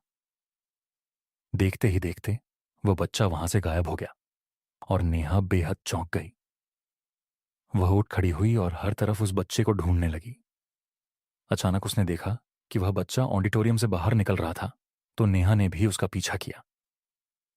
पीछा करते करते नेहा अपने स्कूल के बेसमेंट के पुराने आर्ट रूम तक पहुंच गई। जैसे ही अंदर घुसी उसकी यादें ताजा हो गईं। यह वही रूम था जहां सिड और नेहा अपनी क्लासेस बंक करके एक दूसरे से मिलने आया करते थे। नेहा वहां पड़ी चीजें देखने लगी कि तभी आर्ट रूम का दरवाजा जोर से खुद खुद आंगन की तरफ खुलने लगा। वो आवाजें उसके पीछे से आ रही थीं। वह पलटी और उसने देखा कि वही बच्चा आर्ट रूम के कॉर्नर में बैठा रो रहा था। उसने अपना चेहरा अपने हाथों से छुपाया हुआ था। नेहा यह देखकर और ज्यादा डर गई और वह दरवाजे को जोर जोर से नॉक करने लगी और चिल्लाने लगी। जब उसने दोबारा पीछे पलट के देखा तो वह बच्चा अब वहां नहीं बैठा था। वह दरवाजे की तरफ मुड़ी और तब जो उसके साथ हुआ उसे देख उसकी रूह कांप गई। वह बच्चा दरवाजे के पास क्रॉल करता हुआ उसकी तरफ आ रहा था। उसका चेहरा बदलकर बिल्कुल एक डेड बॉडी जैसा हो गया था। नेहा बहुत जोर से चिल्लाई और इतना डर गई कि वह अपने होश खो बैठी। नेहा वहीं बेहोश होकर नीचे गिर पड़ी। जब उसकी आंख खुली तो वह स्कूल के एक हॉस्टल रूम में थी और सिड उसके पास ही बैठा हुआ था। नेहा को बहुत तेज बुखार चढ़ा हुआ था। वह अचानक से उठी और हड़बड़ी में जो भी उसके साथ उस आर्ट रूम में हुआ वह सब सिड को बताने लगी। सिड ने उसे कहा कि वह यह सब ना सोचे और बस रेस्ट करें। इसके बाद सिड नेहा के लिए डिनर ले आया और उसे खाना खिलाकर सुला दिया। नेहा के सोने के बाद सिड वॉशरूम की तरफ जाने लगा। वह कॉरिडोर से गुजर ही रहा था कि अचानक उस कॉरिडोर की लाइट्स फ्लिकर करने लगीं। वह एक पल के लिए वहीं ठहर गया और लाइट्स की तरफ देखने लगा। फिर वह उसे इग्नोर कर वॉशरूम चला गया। वॉशरूम में सिड को ऐसा लगा जैसे उसके अलावा भी वहां कोई मौजूद था। उसे एक अलग सी ठंडक महसूस हो रही थी। वह अपने हाथ धो रहा था जब वॉशरूम की लाइट्स भी अचानक से फ्लिकर करने लगीं। इस बार सिड थोड़ा सहम गया और जल्दी से वॉशरूम से बाहर निकलने लगा, मगर किसी इनविजिबल शक्ति ने सिड को पीछे से बहुत जोर से खींचा और सिड दीवार से टकराकर जमीन पर गिर पड़ा। उसके सामने वही बच्चा खड़ा था जो पहले नेहा ने आर्ट रूम में देखा था। उसे देखकर सिड की रूह कांप उठी और वह अचानक से बोला, मोहन, मोहन, तुम।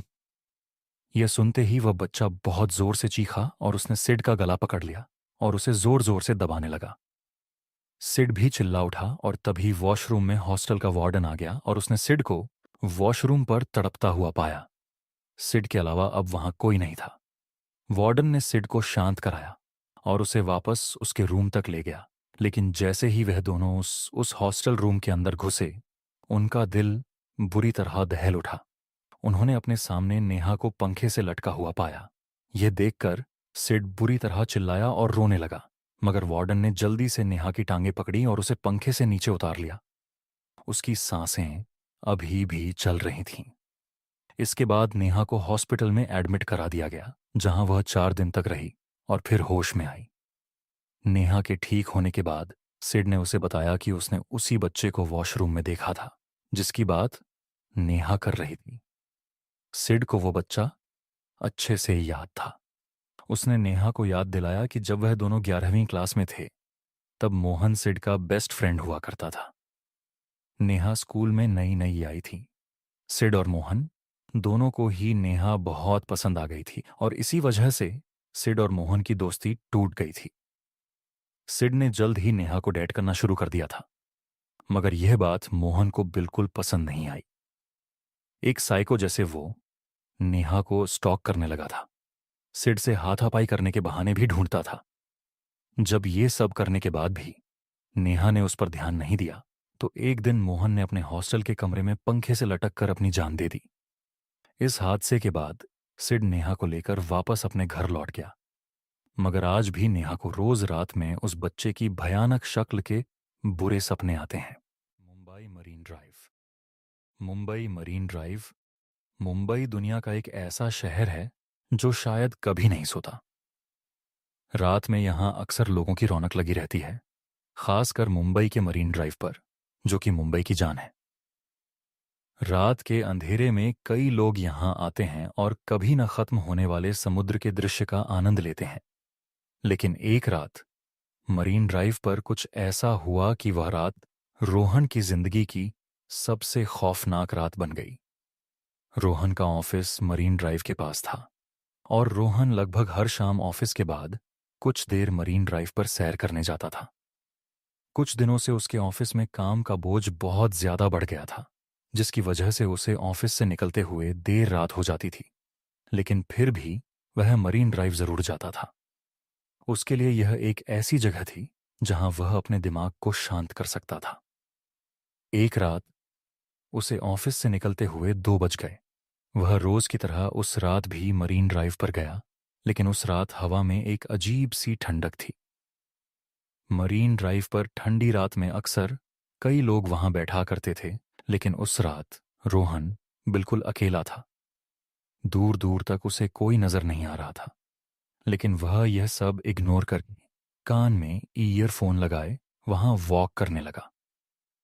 वह गाना एंजॉय करते हुए वॉक कर ही रहा था कि अचानक उसकी ईयरफोन में आवाज आनी बंद हो गई। उसका फोन अचानक से स्विच ऑफ हो गया था। यह बात रोहन को बहुत अजीब लगी, क्योंकि उसके फोन में तो करीबन 80% चार्जिंग थी।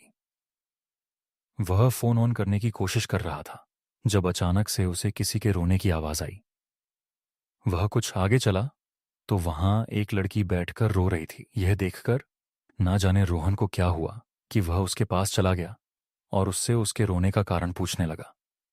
उस लड़की ने बताया कि उसका नाम अनंजलि है और जिस लड़के से वह प्यार करती थी और साथ रहती थी, उस लड़के ने उसे धोखा दे दिया। उस लड़की की बातें सुनते हुए रोहन वहीं पर बैठ गया। रोहन काफी देर तक वहीं उसके साथ बैठा रहा और फिर अचानक से रोहन के सर में बहुत जोरों का दर्द शुरू हो गया। वह दर्द इतना तेज था कि रोहन का पूरा चेहरा लाल हो गया और देखते ही देखते रोहन अपने होश को बैठा रह गया।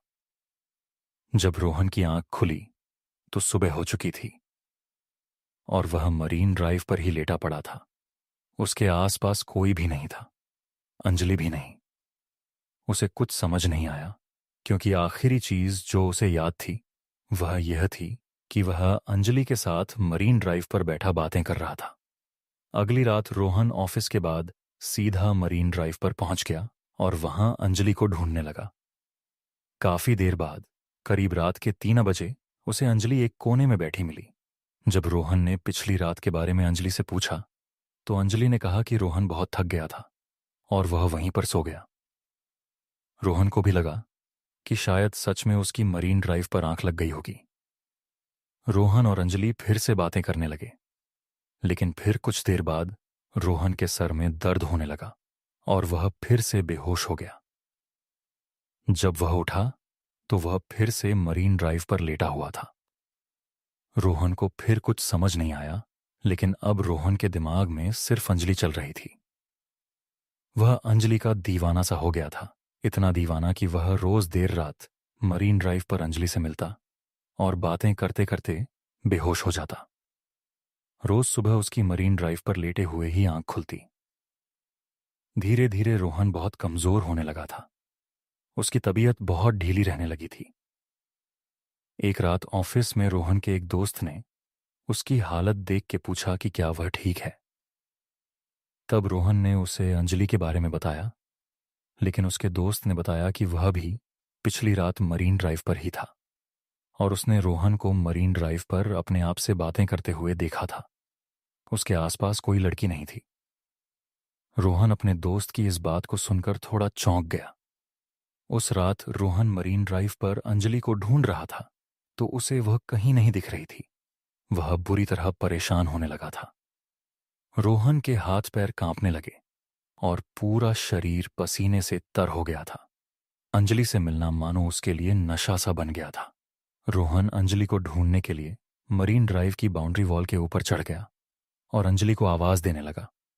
और तभी अचानक उसे ऐसा लगा कि जैसे समुंदर से कोई काला साया निकला हो और उसके शरीर के आर पार हो गया हो। लेकिन इससे पहले कि रोहन कुछ सोचता, उसे अंजलि की आवाज आई। वह रोहन को अपने पास बुला रही थी। रोहन पीछे मुड़ा तो अंजलि उसे वहीं खड़ी मिली। रोहन फिर से अंजलि के पास जाकर बैठ गया। रोहन को उसके ऑफिस कलीग की बात बार बार परेशान कर रही थी, इसलिए उसने सोचा कि वह अंजलि के साथ एक फोटो खींचेगा। उसने अपना फोन निकाला और अंजलि के साथ फोटो खींचने लगा। और जैसे ही उसने फोटो क्लिक का बटन प्रेस किया, तभी अंजलि ने गुस्से में आकर उसके फोन पर अपना हाथ मारा और रोहन का फोन दूर जाकर गिरा। रोहन को यह बात बहुत अजीब लगी, पर अंजलि ने उससे कहा कि उसे फोटो खिंचवाना बिल्कुल भी पसंद नहीं है। रोहन ने जब अपने फोन को उठाया तो उसने देखा कि उसके फोन में एक ब्लर्ड फोटो थी, पर उस फोटो में अंजलि के हाथ कुछ अजीब से काले दिख रहे थे। रोहन को कुछ समझ नहीं आया। तभी अंजलि ने फिर से उसे आवाज लगाई और रोहन अब थोड़ा सहम गया। रोहन अंजलि के पास गया और उसने उससे पूछा, अंजलि, हम इतने समय से मिल रहे हैं, पर तुमने कभी बताया नहीं कि तुम आखिर रहती कहां? अंजलि ने उस बात का कोई जवाब नहीं दिया। वह बस चुप होकर फिर से रोने लगी और उसके रोने की आवाज सुनकर रोहन के सर में फिर से जोरों का दर्द शुरू हो गया। हर बार जब भी रोहन का सर दर्द करता, उसके बाद उसे कुछ याद नहीं रहता। लेकिन इस बार जैसे ही रोहन को चक्कर आने लगे, उसने अपना फोन का कैमरा निकाला और उससे अंजलि की फोटो ले ली। तस्वीर लेते ही अंजलि जोर से चिल्लाई, पर वह आवाज किसी इंसान की नहीं, बल्कि ऐसा लग रहा था कि वह कोई भयानक जानवर हो। रोहन ने जैसे ही फोन के अंदर देखा तो उसका दिल दहल गया। उस फोटो में बैठी लड़की अंजलि नहीं थी, बल्कि एक बहुत भयानक चुड़ैल लग रही थी जिसका पूरा शरीर काला पड़ चुका था। यह देखते ही रोहन के हाथों से फोन छूट गया और वह चीखता हुआ तेजी से समुंदर से दूर भागने लगा। कुछ दूर जाकर जब उसने पीछे मुड़कर देखा तो अंजलि का चेहरा पूरी तरह बदल चुका था। वह एक भयानक चुड़ैल दिख रही थी और वह चुड़ैल धीरे धीरे समुंदर में जाकर कहीं गायब हो गई। रोहन को अपनी आंखों पर विश्वास नहीं हो रहा था। जब उसने आसपास के सामान बेचने वालों से पूछा तो एक बूढ़े आदमी ने उसे बताया कि कई साल पहले एक लड़की रोज रात में कर मरीन ड्राइव पर रोती थी। लोग कहते थे कि उसके लवर ने उसे धोखा दे दिया और उसे छोड़कर चला गया, और इसी दुख में उसने एक रात मरीन ड्राइव पर पानी में कूदकर अपनी जान दे दी। उस बूढ़े सामान बेचने वाले ने यह भी बताया कि कई लड़के रात में खुद से बातें करते देखे गए हैं और उनमें से कई लड़के समुंदर में डूबकर अपनी जान भी दे चुके हैं। रोहन को लगा कि शायद वह भी उस आत्मा के वश में आ गया था और उसकी जान बाल बाल बची। उस रात के बाद रोहन फिर कभी मरीन ड्राइव गया ही नहीं, लेकिन आज तक रोहन को रात में सपने आते हैं कि अंजलि मरीन ड्राइव के समुंदर के पास खड़ी रोहन को अपने पास बुला। वाशिकरण, काला जादू। मेघालय और आसाम के बॉर्डर के बीच एक सुनसान जंगल में रात ने अपनी काली घनी चादर पसार ली थी। चारों तरफ अंधेरा ही अंधेरा था। दूर दूर तक कोई दिखाई नहीं दे रहा था, न किसी की आवाज आ रही थी। उस रात हिरेन अकेले उस घने जंगल को पार करने में लगा था। उसके चेहरे को देखकर ऐसा लग रहा था कि जैसे वह किसी बहुत बड़ी मुसीबत में है। इस जंगल के बारे में माना जाता था कि अगर कोई भी इंसान सूरज ढलने के बाद यहां आता है तो उसे एक शैतान अपने वश में कर लेता है और वह फिर इसी जंगल में हमेशा के लिए कैद हो जाता है। हिरेन को यह बात पता थी, लेकिन वह फिर भी रुक नहीं रहा था और बस आगे बढ़े जा रहा था। जंगल के आखिरी छोर पर एक नदी बह रही थी और उस नदी को पार करते ही आसाम सीमा शुरू हो जाती थी। उस नदी के ठीक बगल में लकड़ी से बनी एक पुरानी हवेली थी। हवेली के आगे एक बोर्ड लगा था जिस पर लिखा था वशीकरण बाबा। गांव के लोगों का मानना था कि उस हवेली में कुछ अजीब है। वहां ऐसी शैतानी ताकतें हैं जो हवेली में रहने वाले बाबा के वशीकरण मंत्रों से इस दुनिया में आ गई है। 32 साल का हिरेन अब उस हवेली के ठीक सामने खड़ा था और जोर जोर से हाँफ रहा था। उस हवेली के दरवाजे पर एक बड़ा सा चौकोर निशान बना था, ठीक वैसे ही जैसे किसी तंत्र मंत्र की किताबों में होता है। हिरेन ने हिम्मत जुटाई और दरवाजा खोला। अंदर उसने देखा कि एक बेहद अजीब सा दिखने वाला बाबा कुछ हड्डियों की पूजा कर रहा था। बाबा की नजर तुरंत हिरेन पर गई और वह जोर जोर से बड़े ही डरावने अंदाज में मंत्र पढ़ने लगा। हिरेन बाबा को देखकर घबरा गया था, लेकिन वह जिस मकसद से बाबा के पास आया था उसे पूरा किए बगैर वह कहीं नहीं जा सकता था। आज से 2 दिन पहले हिरेन की शादी को 5 साल होने आए थे। वह अपनी बीवी प्रिया से बहुत प्यार करता था, लेकिन कुछ दिनों से प्रिया के बदले बिहेवियर के कारण हिरेन को शक होने लगा था। उसे लगने लगा कि प्रिया का किसी और लड़के के साथ चक्कर चल रहा है, जिसे लेकर दोनों के बीच काफी लड़ाई हो गई और आखिर में बात डिवोर्स तक पहुंच गई और प्रिया उसे छोड़कर अपने एक दोस्त के घर रहने चली गई थी। हिरेन प्रिया पर शक करते करते पागल हो गया था। उसके दिमाग से प्रिया का ख्याल निकल ही नहीं रहा था। सोते जागते हर पल वह बस प्रिया के बारे में सोचता रहता। एक दिन जब वह बस से ट्रेवल कर रहा था तो उसकी नज़र सीट के ऊपर लगे एक स्टिकर पर गई जिस पर लिखा था, सिर्फ 1 घंटे में खोए हुए प्यार को वापस पाए, और इसी के साथ नीचे एक पता भी लिखा था। हिरेन अब उसी पते पर पहुंच चुका था, वशीकरण बाबा के पास। बाबा के मंत्रों की आवाज अब धीमी हो गई थी और अंदर एक गहरा सन्नाटा था। बाबा ने बिना की तरफ देखे उससे उसके आने का कारण पूछा। हिरेन ने उस अजीब से दिखने वाले बाबा को सब कुछ बता दिया। बाबा ने हिरेन की बातें सुनकर एक हल्की सी मुस्कुराहट के साथ उसे एक लाल वस्त्र दिया और कहा कि इसे धारण करके रोज रात 12 बजे प्रिया की फोटो को देखते हुए हिरेन को वही मंत्र पढ़ना है। धीरे से हिरेन के कान में उस बाबा ने एक मंत्र कहा। इस मंत्र को कहने के बाद वह बाबा फिर से अपनी पूजा में लग गया। हिरेन ने बाबा को पैसे देने के लिए अपने हाथ आगे बढ़ाए, लेकिन उस बाबा ने कोई भी पैसे लेने से इनकार कर दिया। हिरेन वापस जंगल के रास्ते जाने लगा। वह इस बात पर ताज्जुब कर ही रहा था कि अचानक उसे ऐसा लगा कि जैसे कोई उसके पीछे पीछे चल रहा है। अनजानी रात में गांव की कच्ची सड़क पर चलते हुए उसे ऐसा लग रहा था कि किसी अनजान शक्ति की उस पर निगरानी हो रही हो।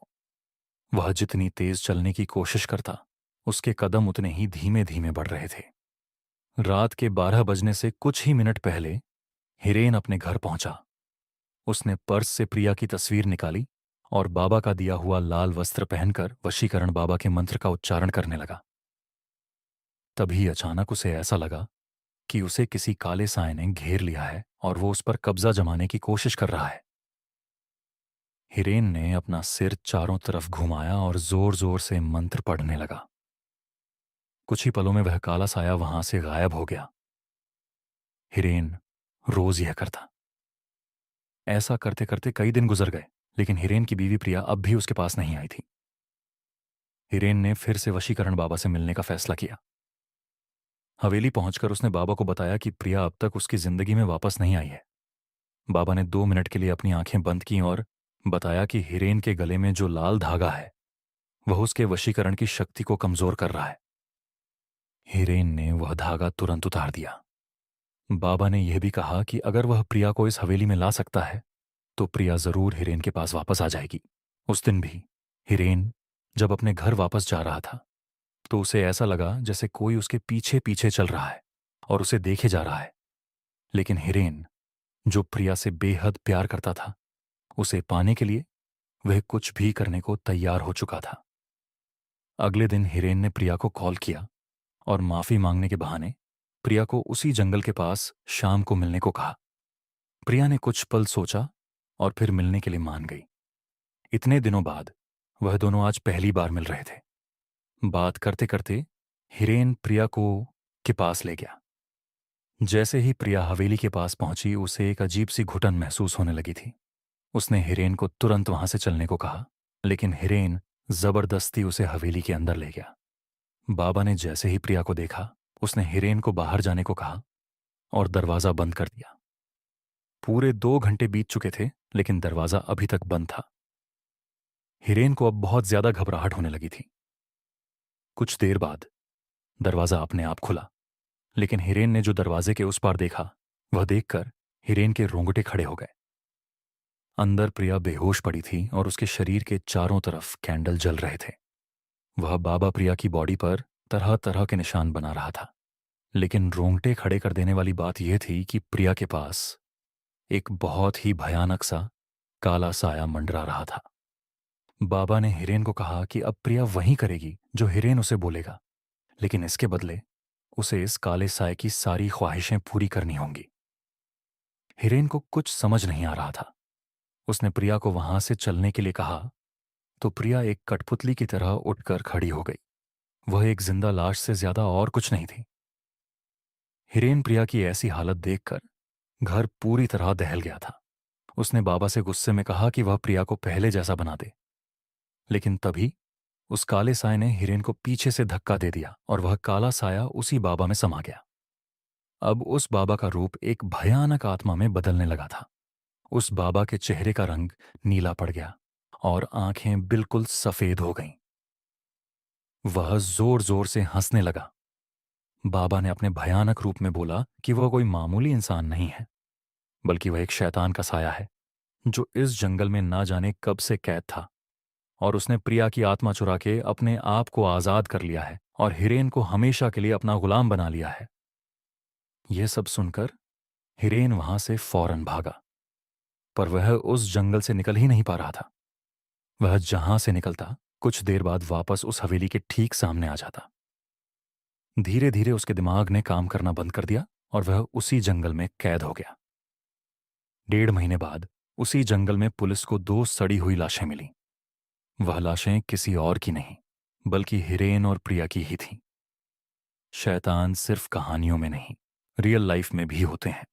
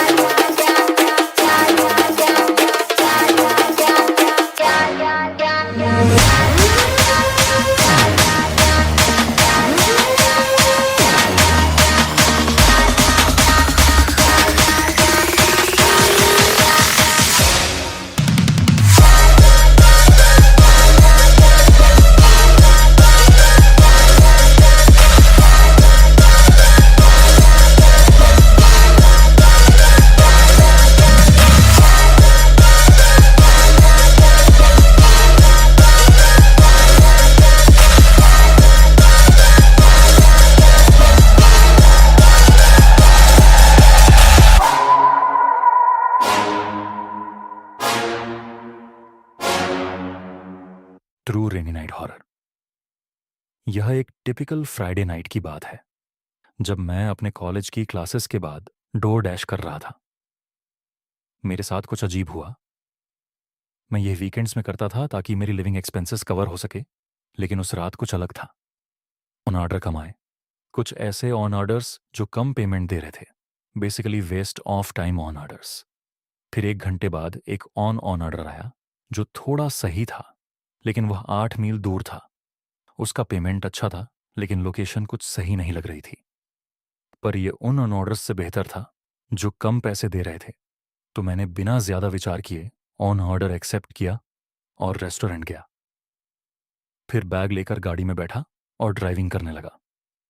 जीपीएस ने बताया कि सफर 30 मिनट चलेगा, जो मेरे लिए अब तक के ऑन ऑर्डर में से बहुत लंबा समय था। कैंपस के जस्ट बाद बहुत से घर थे, लेकिन जब मैं 20 मिनट बाद वाले मार्ग पर पहुंचा, तब मेरे सामने सिर्फ खुले मैदान और खेत दिखाई दिए। उस जगह कोई घर नहीं था, सिर्फ खुले खेत और लहराती हुई फसल दिखाई दे रही थी। मैं थोड़ा नर्वस फील कर रहा था, लेकिन मैंने सोचा कि सब ठीक होगा। उन खाली खेतों के बीच मुझे एक घर दिखा जो कि लोकेशन से मैच कर रहा था। मैं समझ गया कि यही घर है जहां मुझे डिलीवरी देनी है। अब मैं उस खाली और सुनसान रास्ते से होते हुए उस घर की ओर, अपने ऑर्डर की ओर बढ़ रहा था। उस जगह की अजीब सी शांति काफी कुछ कह देने लायक थी। मैदान के बीच से गुजरते हुए मुझे बहुत अजीब लग रहा था। भले ही मैं डरपोक नहीं हूं, लेकिन बिना किसी कारण के घबराहट होना एक अलग एहसास था। जैसे ही मैं सड़क से आगे निकला, तो एकमात्र आवाज की जड़ पर मेरी कार की धीमी गड़गड़ाहट थी। मैंने कार पार्क किया और बैग तैयार किया, फिर कार को वहीं छोड़ दिया और बाहर निकला। वह घर शांत था और वहां काफी अंधेरा भी था। बाहर की जगह को रोशन करने के लिए केवल बरामदे की रोशनी जल रही थी। मैं गंदगी भरी घास के बीच से होकर बरामदे तक गया और दरवाजे पर दस्तक देते हुए इंतजार कर रहा था। मैंने पीछे मुड़कर अपनी कार की ओर देखा, जो मैदान में अंधेरे में गायब सी लग रही थी। इसके पीछे एक क्षण का समय बीत गया। फिर मैंने फिर से दस्तक दी, लेकिन कोई प्रतिक्रिया नहीं हुई। यहां तक कि अंदर से किसी की आवाज भी नहीं आई। मुझे स्थिति की विचित्रता का एहसास होने में देर नहीं लगी। खिड़कियों में कोई रोशनी नहीं थी और यह भी दिख रहा था कि खिड़कियां कितनी सड़ चुकी थीं। घर को करीब से देखने पर मुझे केवल यही लगा कि ऑन ऑर्डर पूरा नहीं किया जा सकता। एक संकोच वाली बात यह थी कि मेरे पास इस पते के लिए एक ऑन ऑर्डर था और पोर्च लाइट जल रही थी। मैंने लाइट की ओर देखा और सोचा कि यह एकमात्र लाइट क्यों होगी। लेकिन कुछ अजीब संयोग से मुझे पता चला कि उस लाइट के शीर्ष भाग में एक सस्ती सोलर बैटरी है। यह सिर्फ एक खुद चलने वाली लाइट थी, जो दिन के दौरान ही चार्ज होती है और शाम को चालू हो जाती है, जिसका मतलब है कि इसे चालू करने के लिए किसी को भी यहां मौजूद नहीं होना पड़ेगा। अब मैं यह सब एक साथ जोड़ ही रहा था कि तभी मैंने अपने पीछे एक गड़गड़ाहट की आवाज सुनी। मैं मुड़ा और देखा कि एक कार गंदगी भरे रास्ते से गुजर रही थी और मेरी कार के ठीक पीछे आ रही थी। मैं वहीं खड़ा रहा और उनकी हेडलाइट्स को देखता रहा, जब तक कि एक आदमी बाहर नहीं निकला। मैंने पोर्च से चिल्लाकर पूछा, क्या यह उसका ओन ऑर्डर था? लेकिन उसने कोई जवाब नहीं दिया। वह बस अपनी कार के पास ही खड़ा रहा, ना ही हिला, ना ही बोला। मुझे अपने एड्रेनलाइन का स्पाइक महसूस हुआ जब मुझे एहसास हुआ कि यह स्थिति कितनी भयानक थी। रात की खामोशी ने मुझे केवल यह याद दिलाया कि यहां कोई नहीं था जो मेरी मदद कर सके। मैं एक खाली घर और एक अजनबी के साथ एक मैदान के बीच में फंस गया था। एक पल के झटके में मैंने बैग गिरा दिया और घर के पीछे भागते हुए बरामदे से तेजी से भागा और सीधे घास के मैदान में चला गया। मैंने पीछे मुड़कर देखा तो वह आदमी मेरे पीछे पागलों की तरह दौड़ रहा था। जैसे जैसे मैं बाहर निकलता गया, घास उतनी ही मोटी और लंबी होती गई और मेरी सांसें फूलने लगीं। कुछ देर बाद मुझे एहसास हुआ कि अब उस आदमी के पास मेरा पीछा करने का कोई मौका नहीं है। मैं धीरे धीरे अपनी सांसें रोक रहा था और सावधानी से आगे बढ़ रहा था, फसलों के बीच से होते हुए। मैंने और भी शांत रहने की कोशिश की, क्योंकि शायद वह आदमी अभी भी मेरा पीछा करने की कोशिश में था। दौड़ते दौड़ते मैं एक सड़क पर पहुंच गया। मैं डरा सहमा उस सड़क पर जाकर गिरा। मुझे पुलिस ने उठाया और जांच करने के लिए मुझे साथ ले गई, लेकिन वह आदमी तब तक जा चुका था। मुझे आश्चर्य हुआ, क्योंकि मेरी कार लूटी नहीं गई थी और ऑन ऑर्डर का बैग अभी भी घर के बरामदे पर ही था। इसका मतलब केवल ये हो सकता है कि उस व्यक्ति के इरादे कुछ और थे, जो कि मुझे लूटने से कहीं ज्यादा बुरे थे। यह तब हुआ जब मैं 18 साल का था और अपने घर से कॉलेज तक का सफर कर रहा था। मैंने अपना सारा सामान अपनी एसयूवी की ट्रंक और पिछली सीट में रख दिया था। यह न केवल मेरी पहली लंबी सड़क यात्रा थी, बल्कि मैं पहली बार इतने लंबे समय के लिए अपने परिवार से दूर रहने जा रहा था। मैं जिस कॉलेज में जा रहा था वह 600 मील की दूरी पर था, जिसे मैंने 2 दिनों की ड्राइविंग में विभाजित किया था। मैंने मानचित्र के जरिए यह अनुमान लगाया था कि मैं रात 11 बजे तक होटल पहुंच जाऊंगा। 7 बजे तक सूरज पूरी तरह से ढल चुका था और अधिकांश गाड़ियां भी जा चुकी थीं। कभी कभार कोई कार वहां से गुजरती थी तो उन्हें देखता और उनकी हेडलाइट्स धीरे धीरे मेरे सामने से गायब हो जाती थी। ये सब देख देख कर मैं और थक गया था। लगभग 10 बजे मैंने फैसला किया कि मैं अगले गैस स्टेशन पर रुकूंगा, आगे का सफर शुरू करने से पहले। 10 मिनट बाद मैं एक गैस स्टेशन में प्रवेश किया, जो इतनी दूर था कि वहां कोई शहर या कुछ भी नहीं था। वहां बस कुछ पंप और एक छोटा स्टोर था। मैंने सड़क पर कोई अन्य कार नहीं देखी और आसपास के किसी भी घर या इमारत से दूर तक कोई रोशनी नहीं थी। मैं सीधे एक पंप तक गया और अपने टैंक को भरने के लिए बाहर निकला। जैसे ही मैंने चारों ओर देखा, मैं डर गया, क्योंकि एक अजीब सा आदमी मेरी तरफ आ रहा था। मेरी तुलना में वो बहुत बड़ा था। शायद अगर मुझे अनुमान लगाना हो तो वह 50 के आसपास था और वह बेघर लग रहा था। लेकिन इसके बावजूद यहां संपर्क करने के लिए और कोई नहीं था। उसकी छोटी सी मुस्कान ने मुझे और अधिक सहमा दिया। आपको कुछ चाहिए? मैंने उम्मीद करते हुए कहा, ताकि वह मेरे और करीब ना आए। वह आदमी मेरी कार से कुछ फीट की दूरी पर रुका और जवाब देने से पहले लगभग सावधानी से चारों ओर देखा। फिर वह बाहर निकलकर वापस हाईवे पर आ गया। मुझे कुछ समझ नहीं आया कि वह क्या बोलना चाहता था, पर फिर उसने मेरे पीछे उस निकास की ओर इशारा किया जहां से मैं आया था और फिर से बोला, वापस हाईवे पर निकल जाओ। 1 सेकंड के बाद मैंने कहा, ठीक है, और वह आदमी चला गया। लेकिन मैं अभी भी वास्तव में उलझन में था। मैं जिस निकास द्वार से आया था वह चाहता था कि मैं फिर से हाईवे पर जाऊं। वह एक वन वे रोड था। वह चाहता था कि मैं सड़क के गलत तरफ गाड़ी चलाऊं और वापस राजमार्ग पर यू टर्न ले लूं। इसका कोई मतलब नहीं बनता था। मैंने प्रवेश द्वार की ओर देखा, जिस रोड से मुझे जाना था। उस रोड पर किसी भी तरह का निर्माण का साइन या कोई और रास्ता रोकने का बोर्ड नहीं था। ये बस एक खाली रैंप की तरह लग रहा था।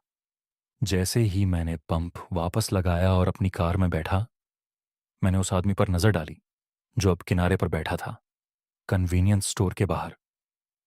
मैंने जितना अधिक सोचा, वह आदमी उतना ही पागल लग रहा था। बस यहां बैठकर बकवास कर रहा था।